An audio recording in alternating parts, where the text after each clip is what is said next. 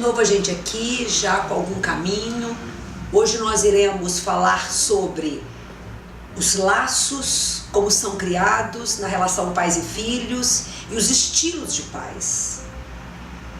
Ninguém na realidade nasce pai depois que nasce a criança. É todo um processo de construção. Vem desde o momento em que você se sabe que irá ter um filho, até efetivamente você tê-lo e acompanhá-lo ao longo da vida.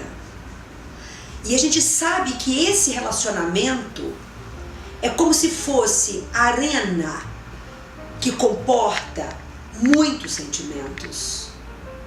Desde sentimentos de preocupações, ansiedades, medos, até de muito encantamentos, alegrias, satisfações, doações, enfim. Qual o significado desse laço para você?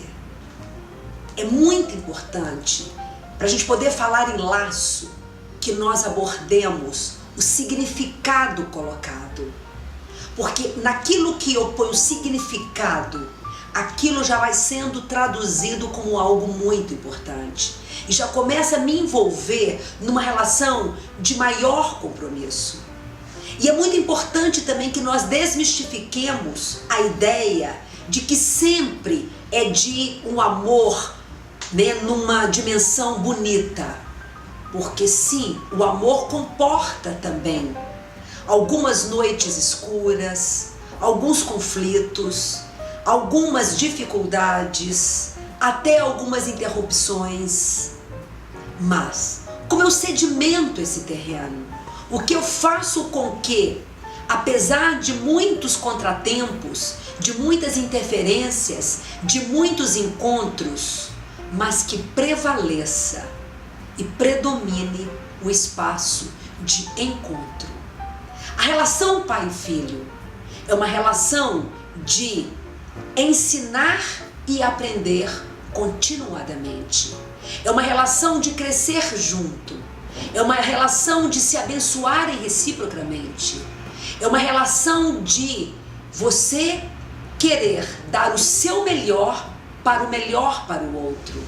É uma relação de você entender que aquele momento é único para você poder semear valores, para você poder contar histórias, para você poder, enfim, também poder ensinar ao outro que mesmo sem você, você continua no outro e você leva o outro com você.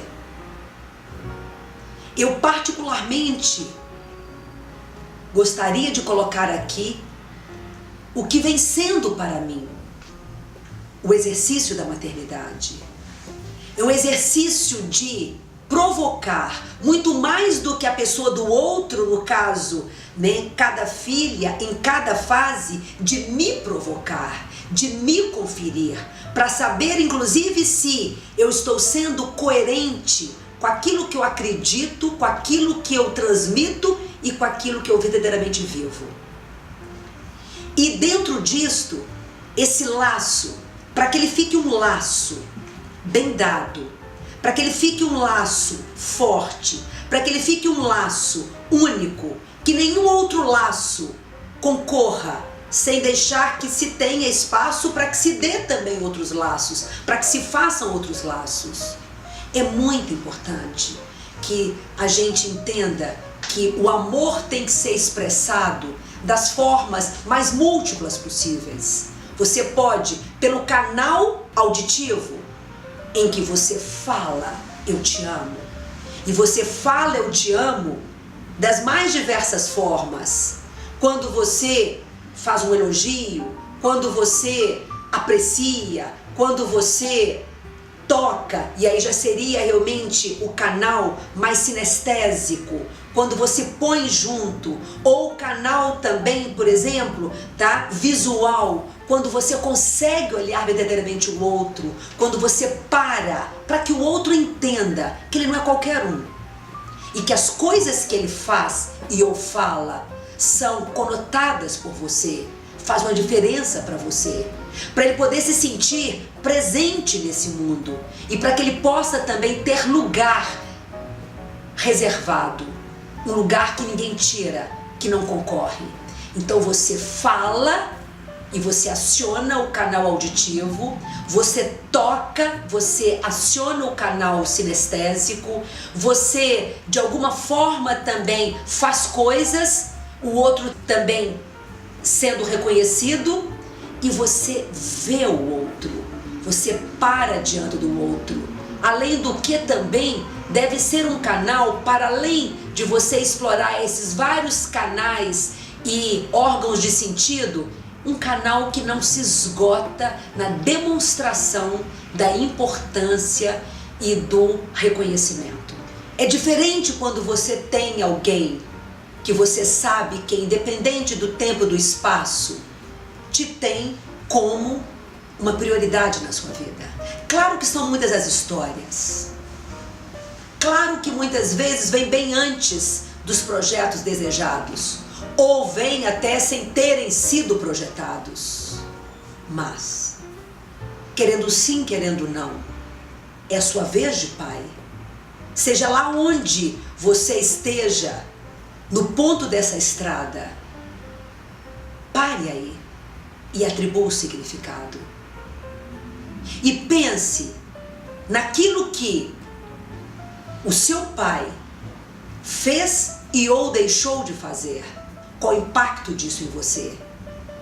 E naquilo que você hoje, já como pai, tem feito e deixado de fazer, como impacto na vida de seu filho. Eu costumo dizer que a maternidade, a paternidade, me desculpe as pessoas que talvez não tiveram ainda a oportunidade de ingressarem dentro desse espaço, mas é indiscutivelmente a melhor terapia da vida. É o exercício constante de autodesenvolvimento para o melhor desenvolvimento do outro. É um exercício constante de doação e de gratidão.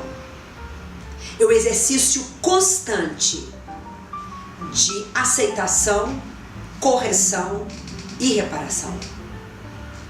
Mas, voltando ao tema do significado, você entende que ser pai é uma das muitas outras funções que você tem a desempenhar?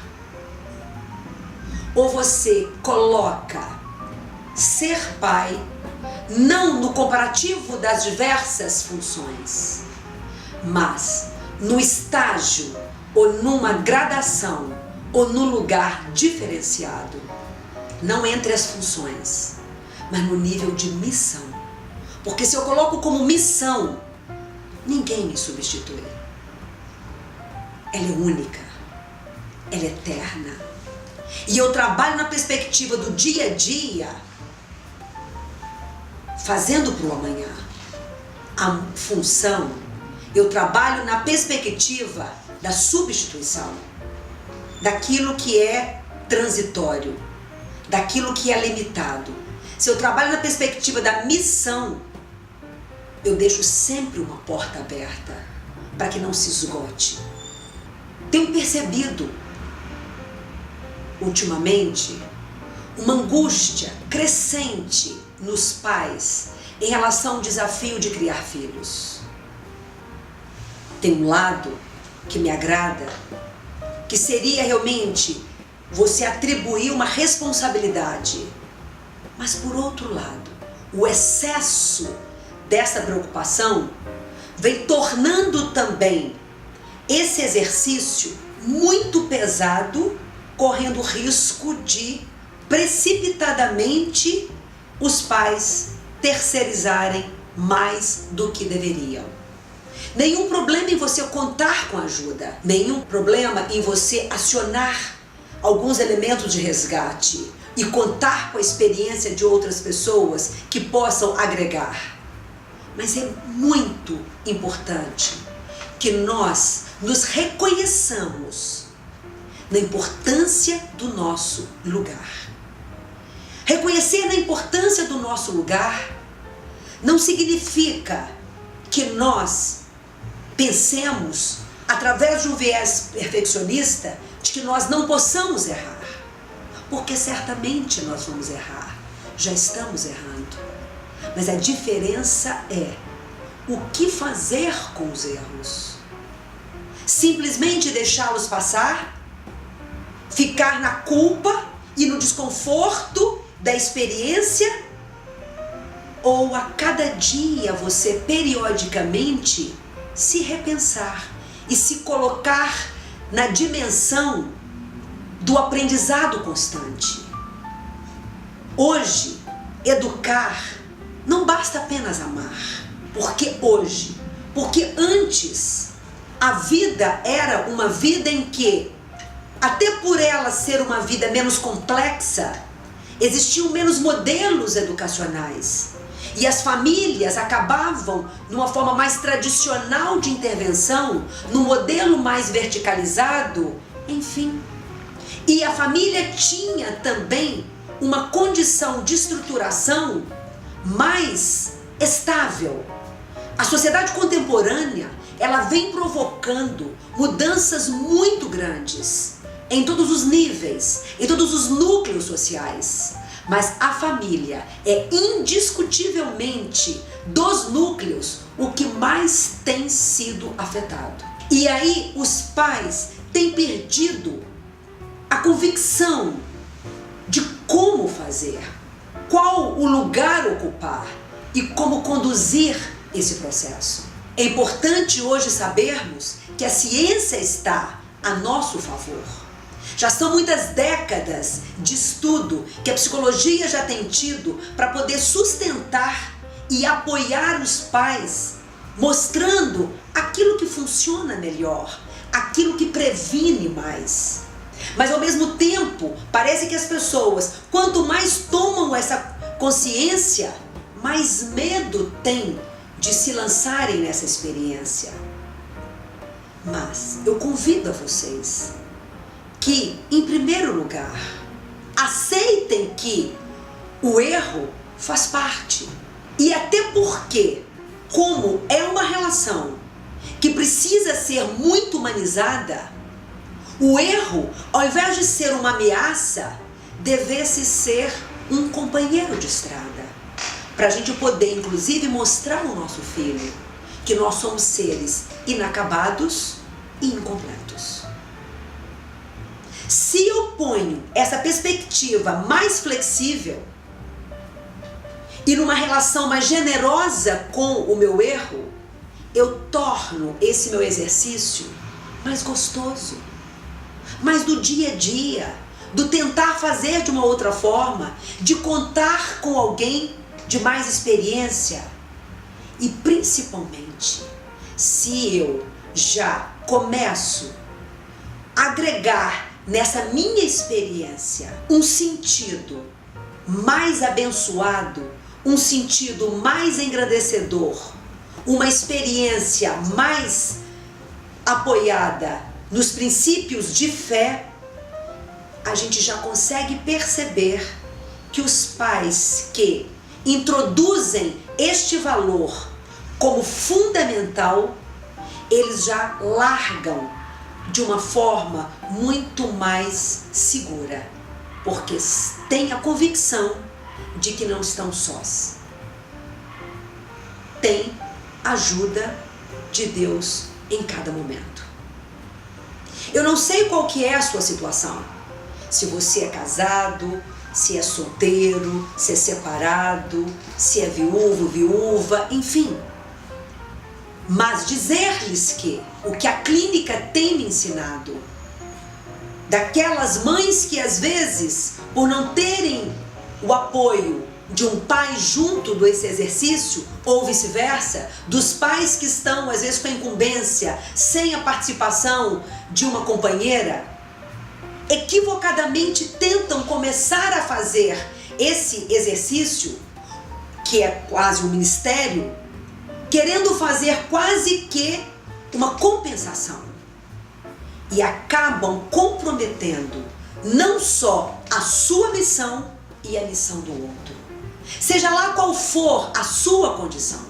Se você está do ponto de vista, do outro, sem o respaldo ou com respaldo, ou mesmo que você até tenha a companhia, mas o questionamento em relação a como esta presença está executando a sua parte, é muito importante que você saiba que ninguém substitui ninguém.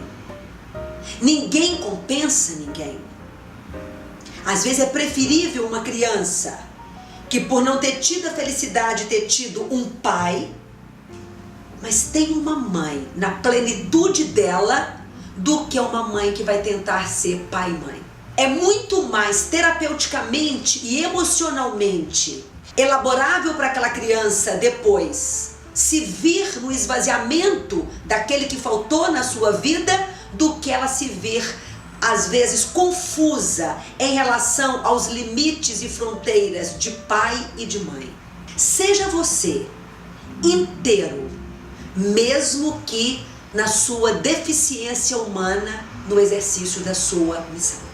Como também é importante colocar que não fiquemos presos aos estereótipos, como se a mãe tivesse que ser aquele colo que derrama de carinho, ou aquele pai que devesse funcionar como a lei, ou como o não bem dado.